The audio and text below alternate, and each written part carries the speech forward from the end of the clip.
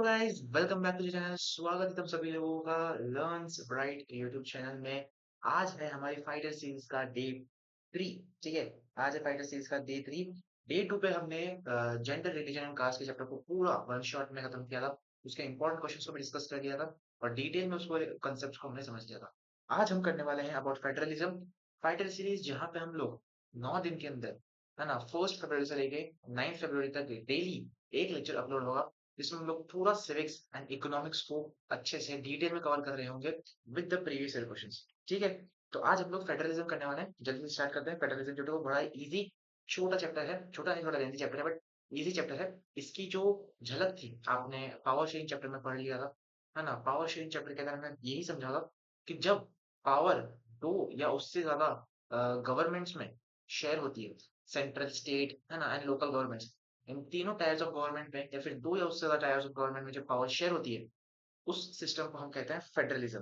ठीक है, हम ये पढ़ने वाले हैं। कुछ फेडरलिज्म के फीचर्स हैं, है ना, उनको समझने वाले हैं। डिटेल में पढ़ेंगे फेडरलिज्म क्या होता है। ऑल्सो देखेंगे कि इंडिया फेडरलिज्म फेडरल कंट्री है या नहीं, और किस तरह से फेडरलिज्म प्रैक्टिस होता है, वो भी हम समझने वाले हैं। स्टार्ट करते हैं। चैप्टर स्टार्ट होता है डेफिनेशन के साथ। What is federalism?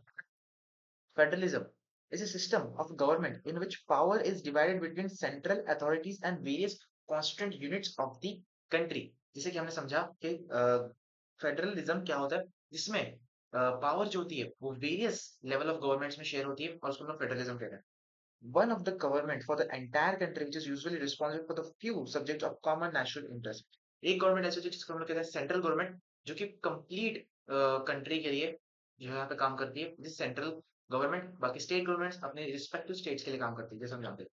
Government at a level of provinces or states which look after much of day to day administration of the state। ठीक है, इतने बढ़ने थे वाला। अब हमने देखा पावर शेयरिंग चैप्टर के अंदर कि एक था फेडरलिज्म, एक थी यूनिटरिज्म, है ना, यूनिटरी कंट्री। यूनिटरी कंट्री कौन सी थी? जो हमारी श्रीलंका थी। श्रीलंका में क्या था कि सिंहालास के पास सारी पावर थी। श्रीलंका में जो पावर थी वो गवर्नमेंट्स में नहीं शेयर हो रही थी। वहां पे सिर्फ एक पर्टिकुलर गवर्नमेंट थी, जिसको थी सिंहाला गवर्नमेंट, और पूरी कंट्री को एक सिंहाला गवर्नमेंट ही यहाँ पे रूल कर रही थी इन श्रीलंका। लेकिन बेल्जियम के केस में हमने देखा कि बेल्जियम में central, states, community government, local government बनाई गई और सब में पावर शेयर करी गई इक्वली, है ना, ताकि जो है एक पीस मेंटेन हो सके और सब में पावर इक्वली यहाँ पे शेयर हुई। ये हमने देखा किस केस में? बेल्जियम के केस में। एंड श्रीलंका के केस में हमने देखा कि वहां पे यूनिटरी सिस्टम था। लेकिन बेल्जियम के केस में फेडरल सिस्टम था, फेडरल कंट्री थी। there is one there is only one level of government or a sub units of the subordinates to the central government। सिर्फ एक लेवल ऑफ गवर्नमेंट है, या तो सेंट्रल गवर्नमेंट होगी सिर्फ और सिर्फ, है ना, या फिर उसके यूनिट्स होंगे, लेकिन सिर्फ एक ही गवर्नमेंट है, जिसका एग्जांपल श्रीलंका है। ठीक है, the central government can pass on orders the provincials और लोकल गवर्नमेंट। जहाँ पे सेंट्रल गवर्नमेंट जो है ऑर्डर पास करती है सीधा, है ना, पावर नहीं होती यहाँ पे। लोकल गवर्नमेंट पावर नहीं होगी, पावर सारी की सारी सेंट्रल गवर्नमेंट के पास है, लेकिन वो ऑर्डर्स शेयर करेगी कि तुम्हें किससे काम करना है। The central government is supreme, and the administration divisions accesses only power that the central government has delegated to them।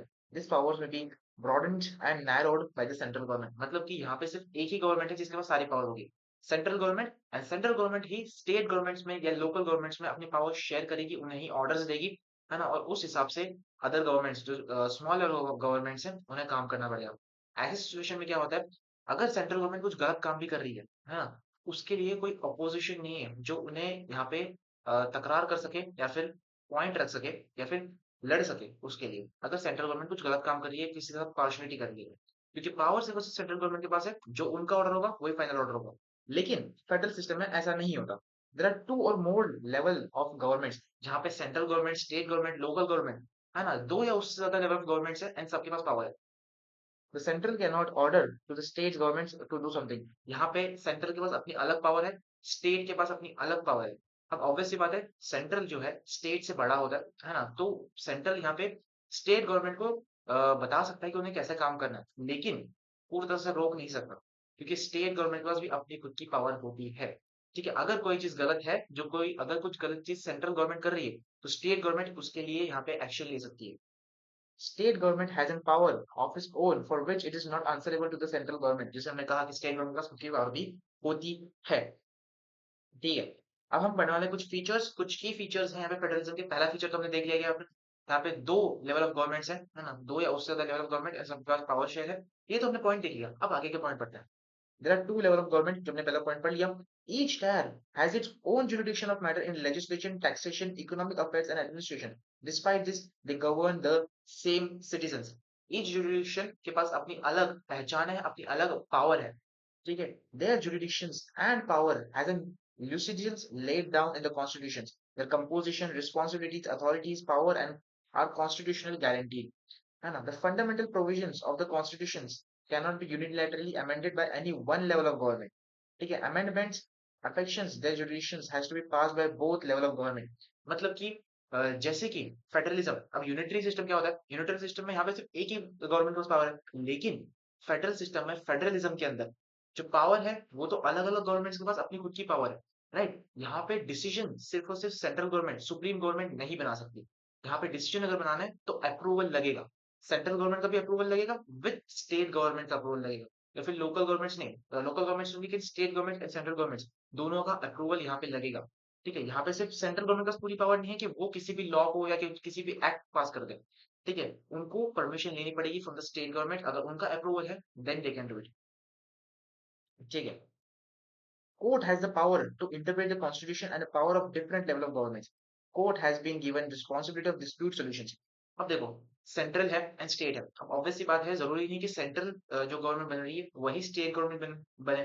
ठीक है? जो पॉलिटिकल पार्टी अपनी पावर सेंट्रल गवर्नमेंट बना रही है ना, वही पॉलिटिकल पार्टी थोड़ी पावर बनाएगी इन द स्टेट गवर्नमेंट। ठीक है? डिफरेंट पॉलिटिकल पार्टीज भी हो सकती है, और जब डिफरेंट पॉलिटिकल पार्टीज होगी तो ऑब्वियसली डिस्प्यूट्स होंगे, है ना, लड़ाई होगी, अपोजिशन होगा। तो यहाँ पे जो सेंट्रल बात कहेगा, हाँ, शायद स्टेट उसका अपोजिशन करे।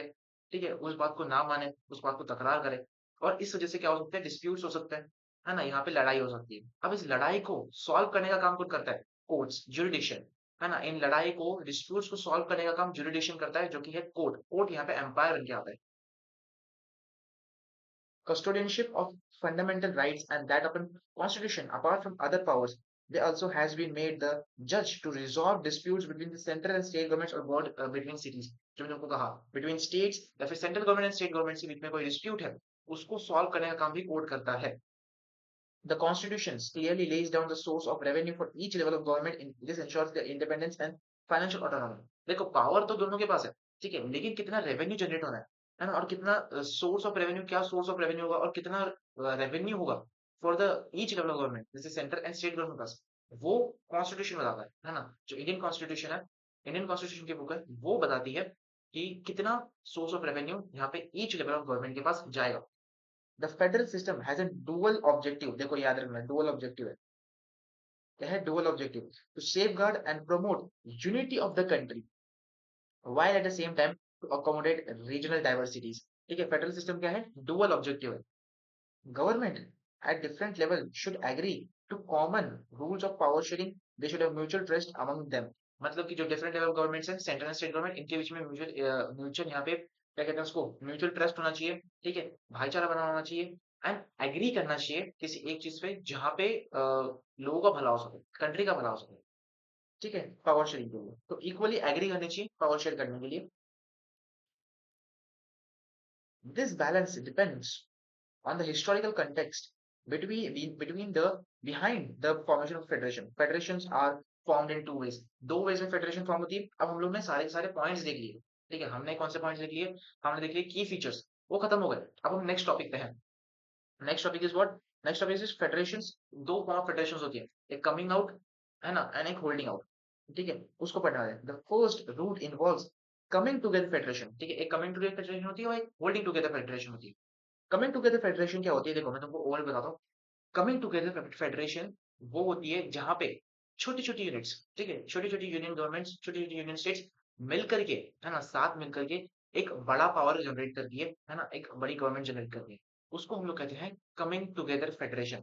होल्डिंग टुगेदर फेडरेशन ये होता है कि एक बड़ी यूनियन है ना, एक बड़ी यूनियन है जो पावर्स डिस्ट्रीब्यूट कर रही है इन द स्मॉल यूनियंस। ठीक है? समझ आया? फिर से देखते हैं।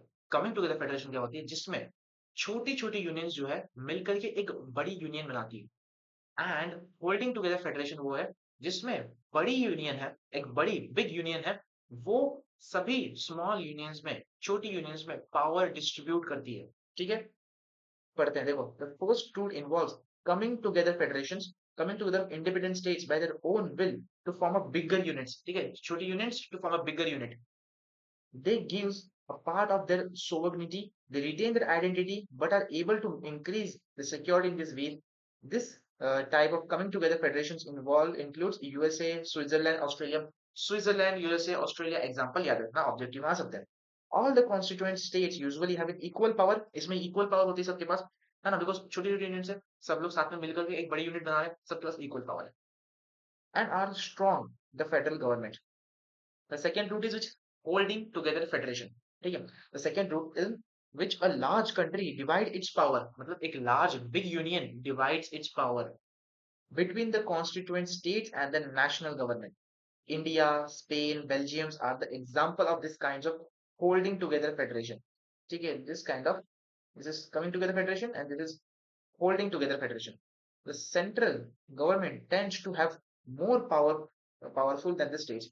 मतलब कि जो coming together federations है, उसके अंदर जो पावर होती है, जो एक तो सारे छोटे छोटे यूनियंस है, सब कुछ मिलकर के एक बिग यूनियन बनाया है, एक बिग यूनिट बनाए, इस रीजन से सबके पास पावर जो है वो इक्वल है. लेकिन होल्डिंग टुगेदर फेडरेशन के अंदर एक बिग यूनियन थी, उन्होंने सभी स्मॉल स्टेट्स एंड सेंट्रल में जो है यहाँ पे पावर शेयर करी, पावर डिस्ट्रीब्यूट करी. तो इससे क्या हो रहा था, इससे जो पावर है, जो मेन इक्वल पावर है, जो सबसे ज्यादा पावर है, वो बिग यूनियन के पास है. ठीक है, बिग यूनियन के पास मतलब कि सेंट्रल गवर्नमेंट के पास, सेंट्रल गवर्नमेंट का यहाँ पे सबसे इंपॉर्टेंट पावर है. ठीक है, और वो अपनी पावर को शेयर कर रहा है. ठीक है, विद इन द स्टेट्स. तो स्टेट्स गवर्नमेंट से ज्यादा पावर सेंट्रल गवर्नमेंट के पास है. पावर दोनों दोनों गवर्नमेंट के पास है, याद रखना, पावर दोनों गवर्नमेंट के पास है. दोनों गवर्नमेंट को यहाँ पे इक्वल राइट्स मिलने चाहिए. ठीक है, दोनों गवर्नमेंट यहाँ पे एग्री करनी चाहिए फॉर एनी कंडीशन. ठीक है, अपोज कर सकती है स्टेट गवर्नमेंट. ये सारी पावर्स हैं उसके पास, लेकिन सेंट्रल से थोड़ी कम पावर है. ठीक है, different constituent units of the federations have unequal power. ठीक है, सम यूनिट्स हैव स्पेशल पावर्स, किसी का स्पेशल पावर्स भी होते हैं और अनइक्वल पावर, जो हमने तुमको कहा. अब हमने यहाँ पे coming together federation, holding together federation, ये दोनों चीजें लिखी. अब India as a federal country कैसी है, देखो फीचर्स पढ़ता है. The constitutions initially provided for a two-tier systems of the government. हमारे कंट्री में two tier system of government चलता है, फेडरलिज्म है, फेडरल कंट्री है हमारी इंडिया. इस हिसाब से टू टायर गवर्नमेंट चलती है, जो कि है एक union which is central and state. हम सब जानते हैं central government and state government. The third tier of federalism was added in the form of panchayat. ठीक है, अब टू टायर था पहले तक, लेकिन अब third tier of government, third tier of government भी यहाँ पे इंडिया में ऐड किया गया, सिस्टम ऐड किया गया, जो कि है पंचायत, म्युनिसिपालिटीज. ठीक है, जो गांव देहातों में, रूरल एरियाज में है, and municipalities. All tiers are tasked with responsibilities and their respective jurisdiction. Central के पास अपनी खुद की काम होते हैं, है ना, सेंट्रल के अपने खुद के काम है, उनको पूरी कंट्री पे नजर रखनी है. ठीक है, उनके बहुत काम है, उनके अलग काम होते हैं, उनकी अलग पावर्स होती हैं, उनकी ज्यादा पावर्स होती है, और वो अपनी पावर्स को शेयर करती है. स्टेट गवर्नमेंट जो होती है, उनकी रिस्पेक्टिव स्टेट में जहां उनकी पावर है, वहां उनके पास रिस्पेक्टिव पावर है टू अप्लाई. ठीक है, उनके पर्टिकुलर एरिया में, पर्टिकुलर जुरिडिक्शन के अंदर, पर्टिकुलर बाउंड्रीज के अंदर. ठीक है, पंचायत एंड म्युनिसिपालिटीज जिस एरिया की है ना, जिस लोकेलिटी की है, जिस रूरल एरिया की है, वहां पे उनके पास पावर है. The constitution provides a three fold distribution. ठीक है, एक थ्री फोल्ड डिस्ट्रीब्यूशन भी है of legislatures between the union government, state governments, है ना, in form of three list. कौन सी थ्री लिस्ट है भाई साहब, आ जाओ देखते हैं. देखो, union, state and concurrent list. ठीक है, अब ये वो लिस्ट है जहां पे बताया जा रहा है कि स्टेट के पास, सेंट्रल गवर्नमेंट के पास कौन कौन सी पावर है, और एक थर्ड लिस्ट भी है विच इज कॉन्करेंट लिस्ट, जो लिस्ट बताती है तुमको कि स्टेट एंड सेंट्रल दोनों के पास सेम पावर है. समझा लो मुझे. सेंट्रल के पास कुछ स्पेसिफिक पावर्स हैं जो कि यहाँ पे यूनियन लिस्ट के अंदर मेंशन होंगे. स्टेट के पास कुछ स्पेसिफिक पावर्स हैं जो स्टेट की है, सेंट्रल की पावर नहीं है ना, सेंट्रल के पास वो पावर नहीं है. जो सेंट्रल के पास पावर है, ठीक है, जो सेंट्रल के पास पावर है वो तो यूनियन लिस्ट में मेंशन है ना, वो स्टेट गवर्नमेंट के पास पावर नहीं है उसकी. तो स्टेट गवर्नमेंट के पास पावर है जो कि स्टेट लिस्ट के अंदर मेंशन है, वो गवर्नमेंट, सेंट्रल गवर्नमेंट के पास पावर नहीं है उसकी. और जो दोनों गवर्नमेंट्स के पास पावर है, जो स्टेट एंड सेंट्रल दोनों गवर्नमेंट के पास पावर है, वो कॉन्करेंट लिस्ट होती है. आओ पढ़ते हैं. The union list contains subjects of national importance such as defence. ठीक है, अब सेंट्रल गवर्नमेंट के पास क्या क्या पावर होती है, या फिर सेंट्रल गवर्नमेंट के पास कहाँ कहाँ ध्यान रखने का, उनकी जिम्मेदारी क्या है. ठीक है, सेंट्रल गवर्नमेंट की क्या जिम्मेदारी है. सबसे पहली चीज तो डिफेंस, डिफेंस की पावर होती है सेंट्रल गवर्नमेंट के पास. फॉरेन अफेयर्स, ठीक है, कोई स्टेट गवर्नमेंट फॉरेन अफेयर के बारे में नहीं देखती, कोई स्टेट गवर्नमेंट यहाँ पे डिफेंस के बारे में नहीं देखती, डिफेंस मीन्स द आर्मी, ठीक है, and banking system, communication system, communication जो कि with foreign countries, communication and currency के बारे में, करेंसी कौन प्रिंट करता है, आरबीआई, आरबीआई का central government, only the union government makes laws on subject of the union list, ठीक है, सिर्फ सेंट्रल गवर्नमेंट, सिर्फ यूनियन गवर्नमेंट जो सेंट्रल गवर्नमेंट है हमारी, जो एकदम सबसे बड़ी गवर्नमेंट है, उसके पास ही पावर है यूनियन लिस्ट को मेंटेन करने की, है ना, और यहाँ इन चीजों पे, डिफेंस पे, करेंसी पे, कम्युनिकेशन पे, बैंकिंग पे एंड फॉरेन अफेयर्स पे काम करने की और पावर उनके पास ही सिर्फ है, ठीक है, स्टेट गवर्नमेंट के पास इसकी पावर नहीं है। This helps the government ensure the formation of the uniform policies of these important subjects. ठीक है, बिकॉज ये बहुत इंपॉर्टेंट सब्जेक्ट्स हैं, है ना, इंपॉर्टेंट मैटर्स है ना, कंट्री के इंपॉर्टेंट मैटर्स हैं, इस रीजन से यहाँ पे सेंट्रल गवर्नमेंट के पास पावर है इनको इन्फ्लुएंस करने की। देन बात करते हैं स्टेट लिस्ट की। The state list contain subject of state and local importance, for example state government किसके ऊपर हक है, स्टेट गवर्नमेंट का, ठीक है, स्टेट गवर्नमेंट किस चीजों को इन्फ्लुएंस कर सकती है, सबसे पहली चीज तो police, trade, commerce, agriculture and irrigation, ठीक है, इन सब के पास पावर है ना, इन सब सेक्टर्स की, इन सब चीजों की पावर है स्टेट गवर्नमेंट के पास, उनके पास अथॉरिटी है ना, ये सब चीजों पे नजर रखना किसका काम है, स्टेट गवर्नमेंट का काम है, ठीक है, only the state governments can make laws related subjects mention in this list, मतलब कि ओनली, यहाँ पे देखो नाम लिखा हुआ है ओनली, ओनली का मतलब यही है कि सिर्फ स्टेट गवर्नमेंट के पास ये पावर है कि स्टेट गवर्नमेंट ही लॉज बना सकती है for this sectors, this police, trade, commerce, agriculture, irrigation, इन सब पे सिर्फ स्टेट गवर्नमेंट का हक है, और वही इनसे इनके रिलेटेड पावर बना सकती है, लॉज बना सकती है ना, यहाँ पे सेंट्रल गवर्नमेंट यहाँ पे बीच में इंटरफेयर नहीं करेगी, ठीक है, ना सेंट्रल गवर्नमेंट स्टेट लिस्ट के अंदर इंटरफेयर करेगी, ना स्टेट गवर्नमेंट यूनियन लिस्ट के अंदर इंटरफेयर कर सकती है, ठीक है। देन बात करते हैं कॉन्करेंट लिस्ट में, जहां पे दोनों गवर्नमेंट इंटरफेयर करती है, ठीक है, दोनों गवर्नमेंट का काम होता है, include subject of common interest to both the union government as well as the state governments, जहाँ पे दोनों गवर्नमेंट्स इक्वली पावर शेयर करती है ना, ये वो लिस्ट है जहाँ पे दोनों गवर्नमेंट के पास पावर है ना, और दोनों गवर्नमेंट्स यहाँ पे मिल करके लॉज बना सकती है ना, इन चीजों के ऊपर काम कर सकती है और इन चीजों पे नजर रख सकती है, जैसे कि education, forests, trade unions, marriage, adoption and succession, इन सब चीजों पे एंड लिस्ट बहुत बड़ी है, लेकिन ये तुम्हारे पास यहाँ पे एनसीईआरटी में दी हुई है। The union as well as the state governments can make laws of this subject in case of deadlock. The law made by the union government will prevail. और मतलब कि अगर यहाँ पे सुलह नहीं होती है, तो यहाँ पे जो सेंट्रल गवर्नमेंट बोल रही है, ठीक है, वो यहाँ पे काम माना जाएगा, सेंट्रल गवर्नमेंट की बात यहाँ पे मानी जाएगी, ठीक है। देन हम बात करते हैं कि इंडिया में किस तरह से फेडरलिज्म प्रैक्टिस किया जाता है। जब हमने देखा कि India is a federal country, है ना, हमने जो है यहाँ पे coming together federation, holding together federation, दोनों चीजें पढ़ी। अब हम पढ़ने वाले कि प्रैक्टिस कैसे होता है, फेडरलिज्म होता कैसे है ना, गाड़ी चलाना आना और गाड़ी एक्चुअल में चलाना, दोनों में फर्क होता है, तो वो पढ़ने वाले हम लोग अभी। The real success of federalism in India is attributed to its nature of democratic politics, here are some major looks, फिर फालतू चीजें देखो। हम पहले पढ़ने वाले लिंग्विस्टिक स्टेट्स के बारे में, देन हम पढ़ेंगे language policies and central state relations, ठीक है, ये चीजें इंपॉर्टेंट है। Linguistic states, linguistic states, the creation of linguistic states was the first and major steps for democratic politics in India. From 1947 to 2017, many old states vanished and many new states have created. Areas, boundaries and names of the states has been changed. Some states has been formed of a place and people who speak the same languages. The states are known as linguistic states. Linguistic states क्या होता है, देखो अब मैं तुमसे समझाता हूँ, ठीक है। दो 1947 में भारत आजाद हुआ, 1947 से लेकर के 2017 तक बहुत सारे ऐसे स्टेट्स हैं जो एग्जिस्ट नहीं करे, मतलब कि वैनिश हो गए, खत्म हो गए, ठीक है, और बहुत सारे न्यू स्टेट्स बने। कुछ स्टेट्स ऐसे बने जो कि बेस्ड ऑन द लैंग्वेज थे, ठीक है, बेस्ड ऑन द लैंग्वेज एक स्टेट बनाया गया जहां पे सभी उसी लैंग्वेज बोलने वाले लोग वहां पे रहने लगे, राइट। अब इसमें क्या होता था, सेम स्टेट लैंग्वेज, और ऐसे चीजों में जहां पे एक particular boundaries and particular area में, है ना, सेम लैंग्वेज बोलने वाले लोग रह रहे हैं, है ना, सेम लैंग्वेज बोलने वाले लोग रह रहे हैं, और सेम लैंग्वेज के बेसिस पे एक स्टेट बना है, उसे हम कहते हैं लिंग्विस्टिक स्टेट्स। ठीक है। National leaders feared that if the states were created, it would lead to disintegration of the country. The central government resisted the formation of the linguistic states for some time. Experience has been shown the formation of linguistic states has actually made the country more united. It has been also made administration easier.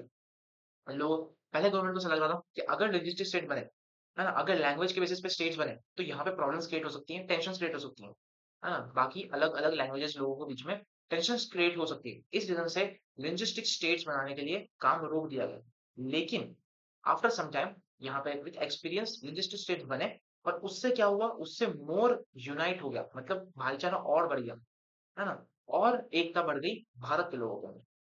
ठीक है। Then हम पढ़ेंगे language policy. ठीक है, language. Our constitution does not give the status of national language to any one language. ठीक है। Although हम India में सबसे ज्यादा हिंदी बोलने वाले लोग हैं, है ना, लेकिन इंडिया की कोई एक ऑफिशियल लैंग्वेज नहीं है। ठीक है, according to the Indian constitution India की अब तक कोई एक ऑफिशियल लैंग्वेज नहीं है। इंडिया में बहुत लैंग्वेज, अलग तरीके की लैंग्वेज बोलने वाले लोग रहते हैं, बहुत अलग रिलीजन्स वाले लोग रहते हैं, different religions and different language बोलने वाले लोग रहते हैं। Hindi was identified as the official language. It is the mother tongue of only about 40% of the Indians, especially those residing in the northern India. जो मैंने तुमको कहा कि हिंदी जो है, बहुत सारे लोग इंडिया में, मैक्सिमम लोग हिंदी ही कहते हैं, लेकिन ओनली 40% लोग वो हैं। ठीक है। It's the mother tongue of only 40% peoples जो नॉर्थ ईस्टर्न नॉर्दर्न एरियाज में रहते हैं। ठीक है, जो नॉर्दर्न एरियाज में रहते हैं, नॉर्दर्न इंडिया के एरियाज में रहते हैं, वो कहते हैं हिंदी, है ना, उनकी लैंग्वेज हिंदी है, उनकी मदर टंग हिंदी है, लेकिन अबाउट 40% लोग ही हैं वो ओवर पॉपुलेशन के। There are many safeguards put in the place to converse the rest of the languages. 21 other languages besides Hindi were recognized as scheduled languages by the constitution. Afterwards, constitution के हिसाब से, है ना, afterwards constitution में changes करके यहाँ पे हिंदी को as an official language declare कर दिया गया, है ना, इंडिया का official language हिंदी declare कर दिया गया, क्योंकि नॉर्दर्न इंडिया में, है ना, अराउंड 40% इंडिया की पॉपुलेशन ऐसी है जो हिंदी लैंग्वेज बोलती है फ्रॉम दैट मदर टंग। ठीक है, 40% लोग हिंदी लैंग्वेज बोलते हैं फ्रॉम देयर मदर टंग, लेकिन मैक्सिमम जो लोग हैं वो नॉर्दर्न साइड के हैं, जो नॉर्दर्न साइड है इंडिया के, वहां के लोग ज्यादातर हिंदी बोलते हैं और हिंदी को एज एन ऑफिशियल लैंग्वेज बताया गया। और बाकी जो 21 लैंग्वेज है, 21 अदर लैंग्वेज जो कि हिंदी को छोड़ के हैं, उन्हें क्या बोल दिया गया, उन्हें शेड्यूल्ड लैंग्वेज का दर्जा दिया गया, शेड्यूल्ड लैंग्वेज का। Any examination for the central government level positions can be taken by in any of these languages. States to have their own official languages. ठीक है, हर एक स्टेट की अपनी अपनी एक ऑफिशियल अदर लैंग्वेज भी होती है, and all the governments work take place in the official language of the concerned state. Indian leaders, unlike Sri Lankans, made it a point to represent and recognize the linguistic diversities present in India. जो कि श्रीलंका में हुआ था, जो हम लोग बार-बार example पढ़ रहे हैं श्रीलंका का तो पावर शेयरिंग चैप्टर पढ़ लेना। श्रीलंका का एग्जांपल हमने देखा था कि सिंथालास जो है यहाँ पे एक ऑफिशियल लैंग्वेज मान लिया था उन्हें, है ना, और बाकी किसी जो तमिल लैंग्वेज थी उसको बिल्कुल भाव नहीं दिया जा रहा था, है ना, बिल्कुल उनकी रिस्पेक्ट नहीं की जा रही थी। इंडिया में ऐसा नहीं था। ठीक है, इंडिया के लीडर्स ने ये देखा और समझा कि हमारी लैंग्वेज, ऑफिशियल लैंग्वेज हिंदी तो है ना, लेकिन अदर लैंग्वेजेस की भी रिस्पेक्ट होनी चाहिए, ठीक है, हमारी कंट्री में, ताकि एक यूनाइटेड रह सके, यूनाइटेड इंडिया रह सके, है ना, यहाँ पे एक भाईचारा बना रहे। ठीक है। और पढ़ेंगे लैंग्वेज पॉलिसीज में और भी चीजें हैं। The constitution mention that the use of English language for the official purposes was stop in 1965। 1965 में ही आते आते इंग्लिश को ऑफिशियल पर्पसेस के लिए इंडिया में बैन कर दिया गया। ठीक है। Most non-Hindi speaking states demanded that this use continue. In Tamil Nadu, this movement took violent form. ठीक है, बिकॉज क्या था, तमिल्स जो थे, हाँ, तमिलनाडु में जो तमिल्स थे वो तो तमिल लैंग्वेज बोलते थे, राइट, वो तो तमिल लैंग्वेज बोलते थे, उनको तो हिंदी नहीं आती।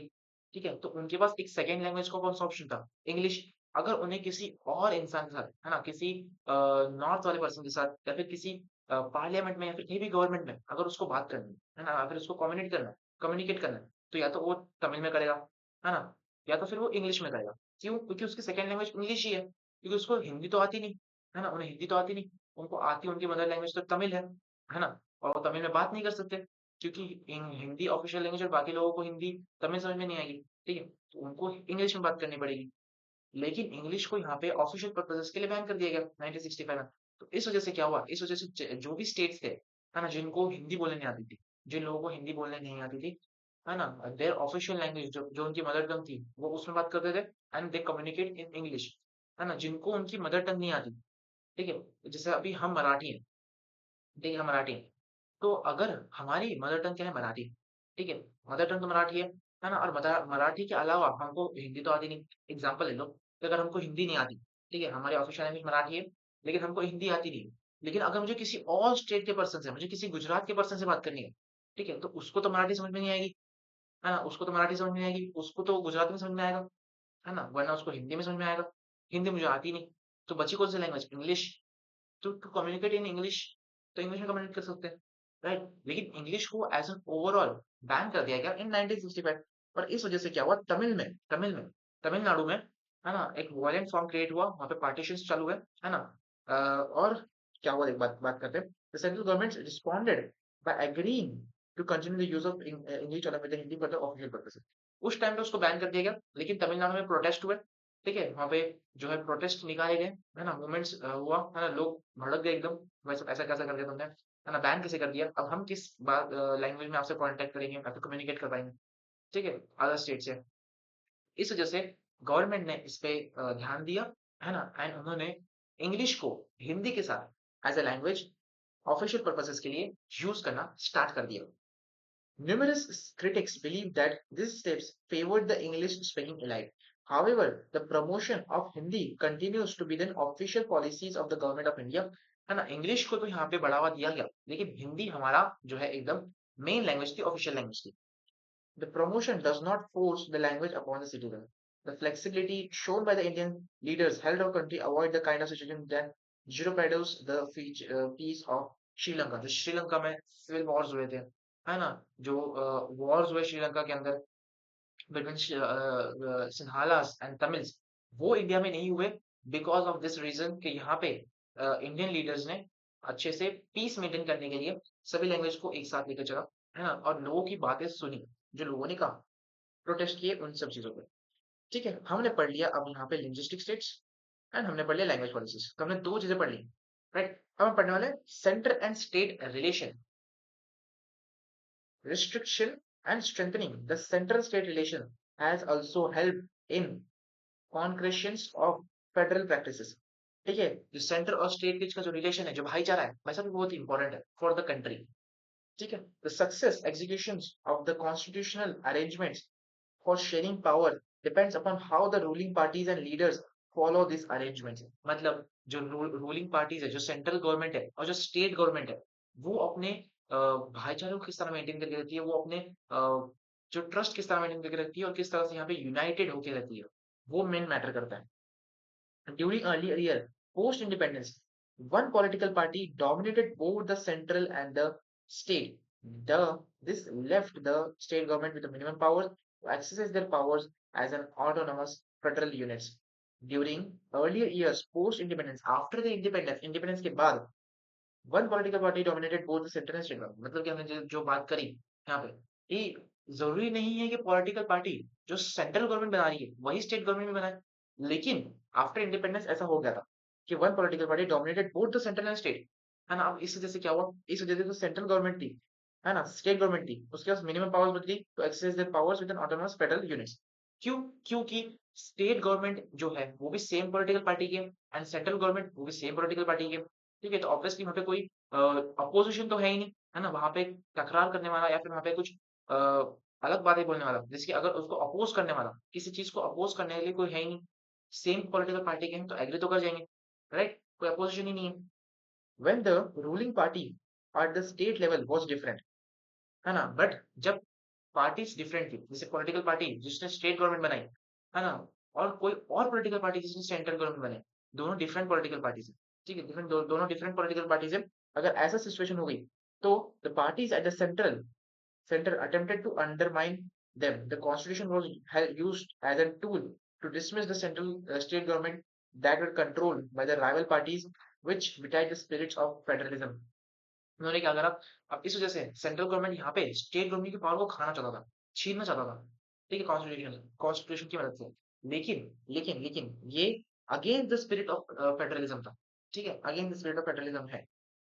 ओके, और भी चीजें हैं, और भी चीजें हैं। आफ्टर पोस्ट 1990, आफ्टर 1990, है ना, with the rise of regional political parties in many state of the country, the era of coalition government was born। coalition government हमने पढ़ा था, है ना, कोस्टल कम्युनिटी पढ़ के आए थे पावर शेयरिंग के अंदर, जहाँ पे दो या दो से ज्यादा गवर्नमेंट्स एक गठबंधन बना रही है, एक साथ में मिलकर एक सेंट्रल पावर बना रही है ना, एक अलोन गवर्नमेंट फॉर्म कर रही है, एक यूनियन फॉर्म कर रही है, उसको हम कहते हैं कोalition गवर्नमेंट, जिसको हम लोग कहते हैं गठबंधन, ठीक है। In general elections when no single party got a clear majority in Lok Sabha, the major national parties would enter into the alliance with the other like-minded parties, including several regional parties to form a government at the center। जैसे हमने कहा जो कोalition government है, जिसमें अगर यहाँ पे एक सिंगल गवर्नमेंट के पास ज्यादा पावर नहीं है, एक सिंगल पॉलिटिकल पार्टी के पास ज्यादा पावर नहीं है, तो वो क्या करेगी, वो किसी और पार्टी के साथ मिल करके एक कोalition गवर्नमेंट बनाएगी, एक अलायंस बनाएगी, है ना, एंड देन वो लोग उस वजह से उसके साथ उस अलायंस के साथ लड़ेंगे, है ना, एंड ज्यादा वोट्स के साथ वो जीत सकते हैं, है ना, और वहां पे पावर शेयर कर सकते हैं एक दूसरे के साथ। The new culture of power sharing began, the respect for the autonomy of state governments grew, है ना, अब यहाँ पे स्टेट गवर्नमेंट्स की पावर इस तरह से बढ़ने लगी, है ना, इस वजह से स्टेट गवर्नमेंट्स की पावर बढ़ने लगी, उनको रिस्पेक्ट मिलने लगी, ठीक है, मतलब कि बातें सुनने लगी स्टेट गवर्नमेंट की।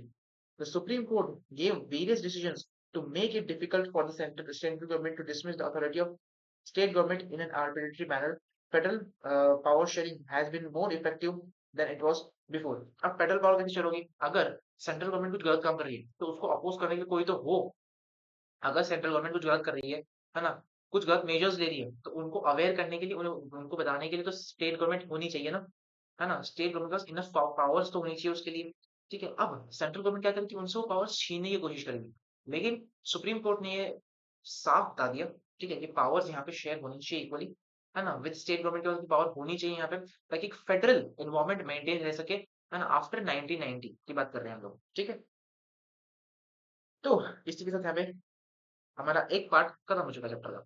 अब हम आ चुके हैं डिसेंट्रलाइजेशन इन इंडिया में, मतलब अब हमारा मेन पार्ट्स कवर हो चुके हैं, ठीक है। अब ये कुछ 3 या 4 स्लाइड्स बचते हैं, जल्दी खत्म हो जाएंगे, फिर हम बढ़ेंगे प्रीवियस ईयर क्वेश्चन की तरफ, ठीक है। बहुत सारे क्वेश्चन है, बहुत सारे क्वेश्चन है।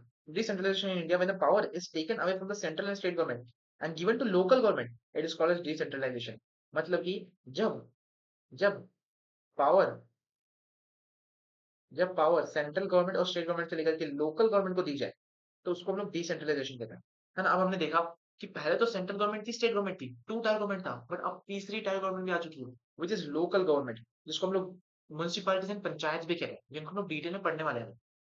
This basic idea behind decentralization is that there are huge number of problems and issues which is best settled at the local level, है ना, local peoples can also directly participate in the decision making। देखो अब third tier आने की वजह से जो local government आई, है ना, जो म्युनिसिपैलिटीज एंड पंचायत बनी, है ना, इनसे अब चीजों से क्या हुआ, अब इंडिया एक बहुत डाइवर्स कंट्री है ना, एक बहुत लार्ज पॉपुलेशन के साथ इंडिया है ना। अब सेंट्रल गवर्नमेंट के पास इतनी तो अथॉरिटी नहीं है, सेंट्रल गवर्नमेंट के पास इतनी तो पावर नहीं है कि वो हर घर पे जाए, है ना, फिर या फिर हर गांव में, हर डिस्ट्रिक्ट में जाए, है ना, और उनकी प्रॉब्लम सुने और उनकी प्रॉब्लम्स को रिजॉल्व करे, ठीक है। अब इतनी बड़ी कंट्री है, इतनी बड़ी पॉपुलेशन है, ये करना डिफिकल्ट है, स्टेट गवर्नमेंट के लिए भी डिफिकल्ट है।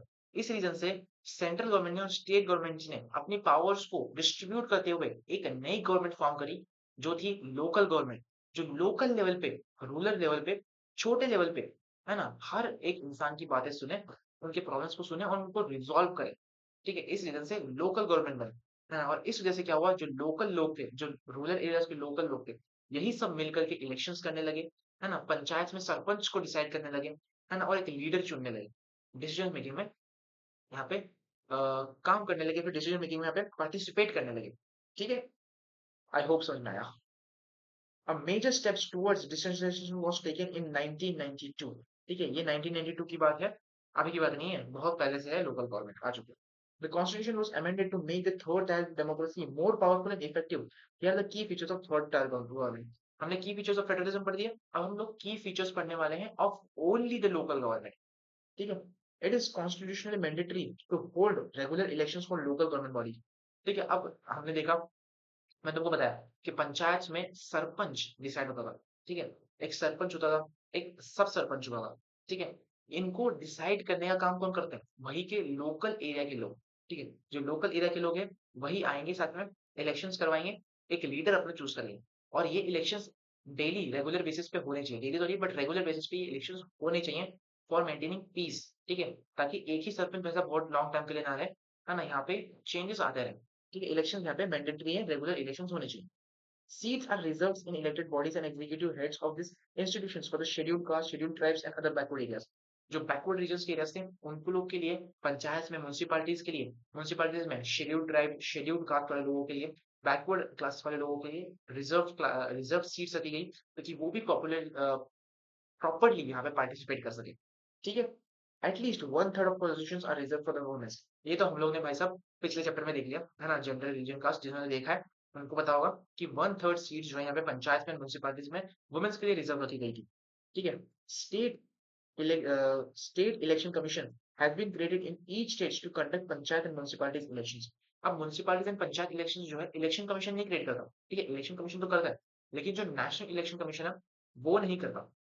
एक स्टेट इलेक्शन कमीशन हर स्टेट में बनाया गया, है ना? जो कि पंचायत में म्यूनसिपालिटीज में इलेक्शंस कंडक्ट करवाते हैं, है ना? और उसको प्रॉपर मेंटेन करते हैं। The state governments are required to share some power and revenue with the local government bodies, and the nature of sharing varies from state to state। अब देखो, लोकल गवर्नमेंट है, एक लोकल बेसिस पे है ना? Local गांव देहात लोगों के प्रॉब्लम सॉल्व कर रही है, वहां पे डेवलपमेंट ला रही है और वहां पे इम्प्रूवमेंट कर रही है ना? कौन? Local government. लेकिन लोकल गवर्नमेंट का पावर कहाँ, पैसा कहाँ से आएगा? ठीक है? The main problem is money. Money कहाँ से आएगा? तो ये पैसा जो है वो स्टेट गवर्नमेंट प्रोवाइड करती है, सेंट्रल गवर्नमेंट नहीं प्रोवाइड करती। सेंट्रल गवर्नमेंट जो है स्टेट गवर्नमेंट को यहाँ पे पैसा प्रोवाइड करती है, लेकिन स्टेट गवर्नमेंट उस पैसे को बांट देती है विद इन लोकल गवर्नमेंट। अब ये हर स्टेट का अपना अलग है, ठीक है? अब हरियाणा ज्यादा पैसा देती होगी महाराष्ट्र से, है ना? वरना महाराष्ट्र ज्यादा पैसा देता होगा गुजरात से, ठीक है? तो ये हर स्टेट के लिए अलग अलग वेरी करता है, ठीक है? किसी स्टेट के लिए पर्टिकुलर नहीं है, वो अब उनकी स्टेट गवर्नमेंट पे डिपेंड करते हैं कि उनको कितना पैसा देना है। अब ये इम्पोर्टेंट है, क्यों? क्योंकि इससे लोकल गवर्नमेंट के पास जितना पैसा आएगा, जितना म्युनिसिपैलिटी, पंचायत को पैसा मिलेगा, उतना वो आगे काम करवाएँगे, ठीक है? अब हम डिटेल में, थोड़ा और डिटेल में समझते हैं पंचायत को, है ना? हमने बहुत डिटेल में पढ़ लिया है पंचायत को, लेकिन अभी हम लोग और थोड़ा डिटेल में पंचायत में घुस के पढ़ेंगे, म्युनिसिपैलिटीज़ में भी घुस के पढ़ेंगे, एंड देन हमारा चैप्टर खत्म हो जाएगा। बहुत डिटेल में हमने करा है एंड अराउंड 40 टू 50 मिनट्स में चैप्टर खत्म हो जाएगा। अगले 10-15 मिनट के अंदर ये चैप्टर खत्म है, ठीक है? है ना? फटाफट खत्म हो जाएगा हमारे चैप्टर्स, तो जल्दी-जल्दी खत्म कर रहे हैं। पंचायती राज सिस्टम, ये पंचायती राज सिस्टम क्या था? आओ पढ़ते हैं। Rural local government is popularly known as Panchayati Raj. जो लोकल गवर्नमेंट थी, उनको पॉपुलरली क्या कहते थे? पंचायती राज, ठीक है? Each village or a group of villages in some states have ग्राम पंचायत। जो मैंने तुमको कहा कि पंचायत होती थी, है ना? विलेजेस में पंचायत क्रिएट करी गई, ठीक है? ताकि उनकी प्रॉब्लम सुनी जाए, है ना? पंचायत क्रिएट करी and this is in council consisting of several ward members often called panch. अब जो लोग काम करते हैं, जो मेंबर्स हैं पंचायत को, उनको क्या कहा गया? पंच, है ना? उनको नाम दिया गया है पंच। एंड अ प्रेसिडेंट, प्रेसिडेंट जो उनका हेड है, जिसको लोग यहाँ पे इलेक्शन के थ्रू डिसाइड कर देते हैं, है ना? लीडर बना देते हैं, वो लीडर है सरपंच। उस लीडर को हम लोग कहते हैं sarpanch. They are directly elected by all the adult population living in the village or ward। Gram panchayat is a decision making body for the entire village। जो मैंने उनको समझाया अब तक कि ग्राम पंचायत होती है, म्युनिसिपैलिटीज होती है, लेकिन गांव देहातों में ग्राम पंचायत होती है ना? ग्राम पंचायत में सेवरल मेंबर्स काम करते हैं, है ना? और उन मेंबर्स को हम लोग पंच कहते हैं। और लोग सारे जो जितने भी गांव के लोग हैं, वो गांव के लोग इलेक्शंस करते हैं और एक लीडर डिसाइड करते हैं, एक प्रेसिडेंट डिसाइड करते हैं फॉर द ग्राम पंचायत, और उस प्रेसिडेंट को हम कहते हैं sarpanch. The panchayat works under the overall supervision of the Gram Sabha. ठीक है? अब पंचायत काम किसके अंदर करती है? पंचायत वर्क अंडर ग्राम सभा, है ना? All the voters in the village are its members, ठीक है? सारे के सारे जितने लोग वोट कर रहे हैं विलेज के लोग, सारे उसके मेंबर्स होते हैं। It has to meet at least twice or thrice a year to approve the annual budget of the gram panchayat and to review the performance of the gram panchayat। अब ग्राम पंचायत भी है तो उनके भी मीटिंग्स करवानी पड़ेगी, उनका भी एनुअल बजट डिसाइड होता है, कितना उनको खर्चा करना है पूरे गाँव में, है ना? क्या-क्या डेवलपमेंट लाना है और क्या इम्प्रूवमेंट्स करने हैं गाँव के अंदर। उसके लिए साल में 2 या 3 बार जो है एनुअल बजट के लिए मीटिंग्स होती है ना? जहाँ पे एनुअल बजट प्रॉपर्ली डिस्कस किया जाता है ना? और वो डिसाइड करते हैं और कुछ अगर चेंजेस करने हो, है ना? या फिर कुछ सुझाव देना हो, तो वो भी यहाँ पे किया जाता है। ठीक है? आगे बढ़ते हैं और भी चीजें हैं भाई इसके अंदर। When Gram Panchayat are grouped together, they form a Panchayat Samiti. ठीक है, अब बहुत सारे पंचायत को, है ना, बहुत सारे पंचायत को अगर एक साथ मिला दिया जाए तो वो बनाएंगे क्या? पंचायत समिति और ब्लॉक या फिर मंडल। ठीक है, तीन नाम दिए हुए हैं, याद रखना। एक है पंचायत समिति, एक है ब्लॉक और एक है मंडल। ये तीन नाम दिए हुए हैं। The member of the panchayat samiti representatives are elected by the all panchayat members in that area. जितने भी पंचायत के एरिया, मतलब जितने भी पंचायत मिल रहे हैं, मतलब अगर हमने देखा कि दो या दो से ज्यादा पंचायत, ठीक है, जब साथ में फॉर्म करते हैं तब उन्हें हम लोग कहते हैं पंचायत समिति, मंडल या फिर ब्लॉक। ठीक है, अब इनमें जो मेंबर्स होते हैं, जो पंचायत समिति के जो मेंबर्स होते हैं, उनको डिसाइड कौन करता है? जितने भी पंचायत मिले हैं उन सभी पंचायत के मेंबर्स, उन सभी पंचायत के मेंबर्स, विलेज के लोग नहीं, उन सभी पंचायत में जो लोग हैं, जो मेंबर्स हैं, वो मेंबर्स डिसाइड करते हैं कि भाई साहब पंचायत समिति का लीडर कौन है। ठीक है, अब पंचायत समिति representative, all the panchayat samitis or mandals in the district together constitutes the zilla। ठीक है, अब इन सभी को मिला करके बहुत सारी चीजें बनती हैं। all the पंचायत समिति और mandals together constitutes the zilla, जिसको हम लोग कहते हैं जिला परिषद, जिला डिस्ट्रिक्ट। ठीक है, members of the lok sabha, MLAs of the districts and other officials of other district level bodies are the members of जिला परिषद। कौन कौन होता है? जो एमएलए होते हैं, उस एरिया का जो एमएलए है या उस एरिया का जो एमएलए होता है, ठीक है, वो क्या होता है? वो मेंबर होता है जिला परिषद का। ठीक है, जो कि मेंबर है in the Lok Sabha. MLA which is member in the Lok Sabha, member in the Lok Sabha, हाँ, और एमएलए है of the district and some other officials of the other district level bodies are the members of the Zila Parishad. क्या क्या चीजें बनी? देखो, हमने देखा कि पंचायत है ना, गांव में पंचायत होती है, ग्राम पंचायत होती है ना, उनके मेंबर्स होते हैं, है ना, और उन मेंबर्स को हम लोग कहते हैं पंच। एंड उसके जो एक लीडर को डिसाइड करते हैं, पूरे गांव वाले लोग मिलकर के इलेक्शन करवा करके, उसको हम लोग कहते हैं सरपंच। उनका हर 2 या 3 बार इन अ ईयर एक एनुअल बजट डिसाइड होता है ना, मीटिंग्स करवाई जाती है। ठीक है, बहुत सारी पंचायत एक साथ ग्रुप मिल करके पंचायत समिति बनाती है। पंचायत समिति का मेंबर या रिप्रेजेंटेटिव कौन डिसाइड करता है? सारे पंचायत के मेंबर्स डिसाइड करते हैं उस एरिया की। और जितने सारे पंचायत हैं, है ना, इस एरिया में, उन सभी को मिला करके, ठीक है, ऑल पंचायत समितिज, और ये पंचायत समितिज और मंडल्स मिला करके बनता है एक जिला, जिला परिषद, विच इज डिस्ट्रिक्ट। ठीक है, और जिला परिषद के मेंबर्स कौन होते हैं? एमएलए, और जो लोकसभा का मेंबर होता है या फिर अदर डिस्ट्रिक्ट के मेंबर्स, जो लोकसभा के मेंबर्स हैं, ठीक है, अदर ऑफिशियल और अदर डिस्ट्रिक्ट लेवल बॉडीज, वो होते हैं जिला परिषद के मेंबर्स। ठीक है, अब हमने पंचायत को भी निपटा दिया, अब हम पढ़ने वाले म्युनिसिपालिटीज। ठीक है, as Gram Panchayat is for the rural areas. ठीक है, ग्राम पंचायत रूरल एरियाज के लिए, म्युनिसिपालिटीज अर्बन एरियाज के लिए। ठीक है, municipalities are for the urban areas. ठीक है, जो अर्बन एरियाज है वहां म्युनिसिपालिटीज काम करती है। Big cities are constituted into the municipality corporation, municipal corporation. जो बिग सिटीज होती है, जो बड़ी बड़ी सिटीज है, वहां पे म्युनिसिपल कॉर्पोरेशन होती है। Both municipalities and municipal corporations are controlled by the elected bodies consisting of people's representatives। ठीक है, लोग डिसाइड करते हैं ऐसी बॉडीज को इलेक्ट करते हैं, एंड वो कंट्रोल करती है म्युनिसिपालिटीज को। म्युनिसिपालिटीज वो जहां अर्बन एरियाज में सिचुएटेड होती है। लेकिन कुछ ऐसी सिटीज होंगी, कुछ ऐसे अर्बन एरियाज होंगे जो बड़े सिटीज हैं, बिग सिटीज हैं, है ना, वहां पे म्युनिसिपल कॉर्पोरेशन होती है। और म्युनिसिपल कॉर्पोरेशन एंड म्युनिसिपालिटीज, इन दोनों को जो है कंट्रोल एक इलेक्टेड बॉडी करती है। और इस इलेक्टेड बॉडी को कौन फॉर्म करता है? मेंबर्स फॉर्म करते हैं। ठीक है, मेंबर्स, पीपल्स रिप्रेजेंटेटिव, जिस मेंबर्स को लोग डिसाइड करते हैं, लोग वोट करके जिनको बनाते हैं, है ना, वो वहां पे इलेक्टेड बॉडीज क्रिएट करते हैं एंड वो कंट्रोल करते हैं। The municipal chairperson is the political head of the municipalities. एक म्युनिसिपल चेयरपर्सन होता है जो कि ऑफिशियल हेड होता है। म्युनिसिपल चेयरपर्सन जो होता है वो ऑफिशियल हेड होता है वहां पे, किसका? म्युनिसिपैलिटीज का। In municipal corporation such an officer is called as mayor. ठीक है, क्या कहते हैं उसको? मेयर कहते हैं। दोनों अलग-अलग चीज़ें हैं। देखो, वेदर को म्युनिसिपैलिटीज़ एंड म्युनिसिपल कॉर्पोरेशंस दोनों अलग-अलग चीज़ें हैं। म्युनिसिपैलिटीज़ जो अर्बन एरिया के अंदर है, म्युनिसिपल कॉर्पोरेशंस जो अर्बन एरिया के अंदर तो है ही, लेकिन जो बिग सिटीज़ हैं, वहाँ पे प्रेज़ेंट होती है। म्युनिसिपल कॉर्पोरेशंस के हेड को हम लोग मेयर कहते हैं। क्या कहते हैं? मेयर कहते हैं, मेयर कहते हैं। और म्युनिसिपैलिटीज़, म्युनिसिपैलिटी के हेड को हम लोग म्युनिसिपल चेयरपर्सन कहते हैं। ठीक है। This new system of local government is the largest experiment in the democracy conducted anywhere in the world. पूरे वर्ल्ड में ये डेमोक्रेटिक सिस्टम इंडिया में आया हुआ है, इंडिया में लागू हुआ है। बहुत कम कंट्रीज यहाँ पे हैं, है ना, about local government.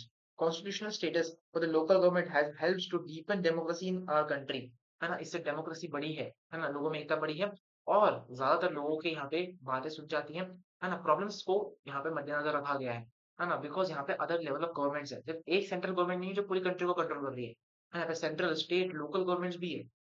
It has also increase women representation and voice in democracy. इस वजह से सीट्स क्रिएट हो रही है ना, विलेजेस में सीट्स क्रिएट हो रही हैं, रिजर्व सीट्स क्रिएट हो रही है वुमेन्स के लिए, और वुमेन्स का पार्टिसिपेशन बढ़ रहा है ना। गांव देहातों में से भी, लोकल रूरल एरियाज में से भी अब वुमेन्स पंचायत में, इलेक्शंस में पार्टिसिपेट कर रही हैं। ठीक है, इसी वजह से। ठीक है, और इसी के साथ हमारा यहाँ पे चैप्टर खत्म। चैप्टर डी एंड लग चुका है। हमने अराउंड 50 मिनट्स में तुमको कहा था 10-15 मिनट नेक्स्ट लगेंगे, है ना, और सिर्फ 50 मिनट के अंदर हम लोग चैप्टर खत्म कर देंगे, है ना। बेहद इजी क्वेश्चन चैप्टर था, और डिटेल में कवर करवाया गया है ये, डिटेल में कवर करवाया गया है। अगर तुम चाहो तो तुम नोट्स से सिर्फ पढ़ सकते हो, एनसीईआरटी पढ़ने की जरूरत नहीं पड़ेगी, बिकॉज इस इन नोट्स में पूरी एनसीईआरटी ही कवर्ड है, पूरी एनसीईआरटी की लाइन ही कवर है, सारी सारी एनसीईआरटी की लाइन है। एक भी लाइन ऐसी नहीं है जो छोड़ी गई है ना। कुछ ऐसी लाइन्स थी जो थोड़ी सी, मतलब कि इतनी इंपॉर्टेंट नहीं थी तुम्हारे लिए, उन लाइन्स को छोड़ दिया गया, अननेसेसरी लाइन्स को, है ना। बाकी जितनी इंपॉर्टेंट लाइन्स थी उन सभी लाइन्स को यहाँ पे नोट्स में, पीडीएफ में मैंने इंक्लूड करवा रखा है। ठीक है, तो तुम इन नोट्स को भी रेफर कर सकते हो, इन नोट्स को भी पढ़ लोगे तो भी तुम्हारा आराम से काम धाम बन जाएगा। अगर तुमने अब तक यहाँ तक लेक्चर देखा है, इसका मतलब है तुम्हारे कॉन्सेप्ट क्लियर हो चुके होंगे। हम लोग डायरेक्ट अब क्वेश्चन पे मूव करेंगे। ठीक है, क्वेश्चन पे मूव करेंगे। ब्रेक नहीं लेना है, बिल्कुल भी रुकना नहीं है, ब्रेक बिल्कुल लेना नहीं है, डायरेक्ट क्वेश्चन पे मूव करेंगे, बिकॉज अभी तक माइंड तुम्हारा पूरा स्टडी एक्टिव हो चुका होगा, है ना। अगर तुमने यहाँ तक लेक्चर देखा है, तुम्हारा माइंड स्टडी एक्टिव हो चुका होगा, और तुम्हारा माइंड पूरी तरह से सिर्फ पढ़ाई करना चाहता है। ठीक है, तो उसको पढ़ाई करने दो, है ना। अब रोको नहीं, बीच में ब्रेक लोगे तो पूरा का पूरा रिदम टूट जाएगा। तो पढ़ाई करो अभी, है ना। अब next around 30 minutes, 30 to 40 minutes और जाएंगे, बस 30 to 40 मिनट्स और जाएंगे, इसको फटाक से खत्म करेंगे सारे एमसीक्यूज को। अराउंड 30 एमसीक्यूज मैंने लिखा है। पहला सवाल तुम्हारे कंप्यूटर स्क्रीन पर ये रहा, टाइम वेस्ट नहीं करेंगे। ठीक है, प्रीवियस ईयर क्वेश्चन है, प्रीवियस ईयर क्वेश्चन है, सारे सारे प्रीवियस ईयर क्वेश्चन है, फटाफट पहले सवाल को पढ़ो एंड देखो बनता है क्या तुमसे, बताओ।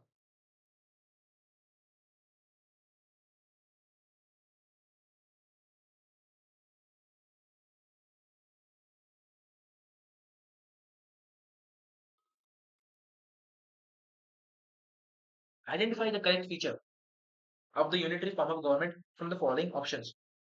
कौन सा ऐसा फीचर है जो यूनिटरी फॉर्म बता रहा है? देखो, अब इनमें से एक ही ऑप्शन होगा जो करेक्ट होगा, बाकी जितने ऑप्शंस होंगे ना, वो सारे फेडरलिज्म के पॉइंट्स होंगे।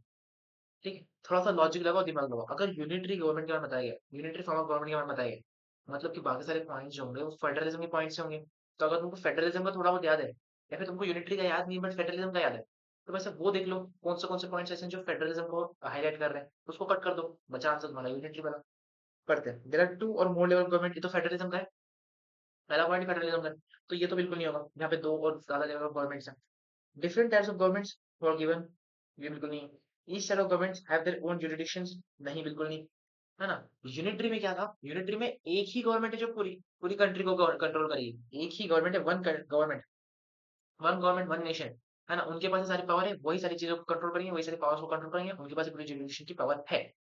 ये होता है यूनिटरी गवर्नमेंट के अंदर। तो तुम्हारा लास्ट ऑप्शन जो होगा वो बिल्कुल बिल्कुल बिल्कुल बिल्कुल करेक्ट ऑप्शन होगा। देखो क्या तुम्हारा सही आ रहा है या नहीं आ रहा। अगर तुम्हारा सही आया, देखो सीबीएसई टर्म 1 में ये सवाल डायरेक्टली उठ के आया था, ठीक है, एमसीक्यू फॉर्मेट में। डी तुम्हारा सही आंसर है और बिल्कुल होना भी चाहिए, अगर है तो लाइक ठोको। ओके चलो, ठीक है, अगला सवाल देखते हैं। अगला सवाल पढ़ो क्या है। Why is the power shared horizontally among the executive, legislature and judiciary? Judiciary, legislature, executive and judiciary में पावर हॉरिजॉन्टली क्यों यहाँ पे शेयर की गई है? डिफरेंट पावर्स, बैलेंस्ड इंस्टीट्यूशंस, बिल्कुल डिफरेंट पावर्स, इनबैलेंस क्रिएटेड नहीं। अगर डिफरेंट पावर दियो तो इम्बैलेंस तो क्रिएट होगा ही होगा, तो ये तो बिल्कुल नहीं होना चाहिए। ठीक है, अगर एग्जीक्यूटिव जुडिशरी में पावर दी गई है, अगर एग्जीक्यूटिव लेजिस्लेटिव जुडिशरी में पावर हॉरिजॉन्टली क्यों शेयर करी गई है, ताकि यहाँ पे डिफरेंट पावर शेयर हो सके एंड उसके साथ साथ बैलेंस मेंटेन रह सके। ठीक है। सेम पावर्स बैलेंस सिचुएशन नहीं, सेम पावर नहीं, डिफरेंट पावर्स होती है, हर एक के पास अलग अलग पावर होती है। No power shares and balance assured, नहीं ये भी नहीं होगा। ए इसका करेक्ट ऑप्शन होना चाहिए। प्रैक्टिस सेट्स 2 2023 में ये सवाल आया हुआ था। आ तो देखते हैं क्या आंसर है। बिल्कुल A is the correct option. A is the correct option. Next सवाल, नेक्स्ट सवाल, नेक्स्ट सवाल, नेक्स्ट सवाल। Which of the following subject is included in concurrent list? Concurrent list जहां पे स्टेट सेंट्रल दोनों चेंजेस कर सकते हैं, दोनों यहाँ पे पावर रखते हैं। ट्रेड नहीं, यहाँ पे सिर्फ और सिर्फ ट्रेड नहीं हो सकता। क्यों? क्योंकि ट्रेड स्टेट सेंट्रल गवर्नमेंट देती है, तो ये तो नहीं होने वाला। कॉमर्स ये भी नहीं होने वाला। एग्रीकल्चर तो स्टेट गवर्नमेंट देती है, हमने पढ़ा था। मैरिज, मैरिज इसका आंसर हो सकता है। बिल्कुल, मैरिज इसका करेक्ट ऑप्शन है। हाँ जी, हाँ जी, हाँ जी। हमने ये लिस्ट देखी थी जहाँ पे मैरिज को हाईलाइट किया गया था। मैरिज, एजुकेशन, हॉस्पिटैलिटी, ये सारी चीजें जो है कॉन्करेंट लिस्ट के अंदर आती है, जो सेंट्रल एंड स्टेट दोनों देखते हैं। तो इसका करेक्ट ऑप्शन मुझे तो लगता है भाई साहब डी है। बाकी देखते हैं क्या होगा। टर्म वन का सवाल था, डायरेक्ट टू क्या आया भाई साहब? एकदम इजी है, बहुत इजी क्वेश्चन है, बहुत भाई। अगला सवाल देखो। हाउ इज पंचायत समिति फॉर्म? पंचायत समिति कैसे बनी? ठीक है, पंचायत समिति बनी कैसे? देखो, बताओ जल्दी इसका आंसर क्या है। दीक्षा, दीक्षा, दीक्षा, दीक्षा, दीक्षा पब्लिकेशंस, विश्लेषण नहीं, दीक्षा पोर्टल पे से तुम्हारे क्वेश्चन पूछा गया। ओके, हमने लास्ट स्लाइड में देखा कि जो गवर्नमेंट है, सॉरी जो पंचायत है, अब गांव देहातों में पंचायत बनी, ग्राम पंचायत, है ना, ग्राम पंचायत बनी। अब ग्राम पंचायत जो अलग अलग गांवों की पंचायत मिलकर के पंचायत समिति बनाई, तो इसका ऑप्शन क्या होना चाहिए? ग्राम पंचायत जो मिलकर के पंचायत समिति बना रहे हैं, with few gram panchayat group together, ये लो यही ऑप्शन है तुम्हारा। आगे पढ़ने की जरूरत ही नहीं, यही तुम्हारा करेक्ट ऑप्शन है।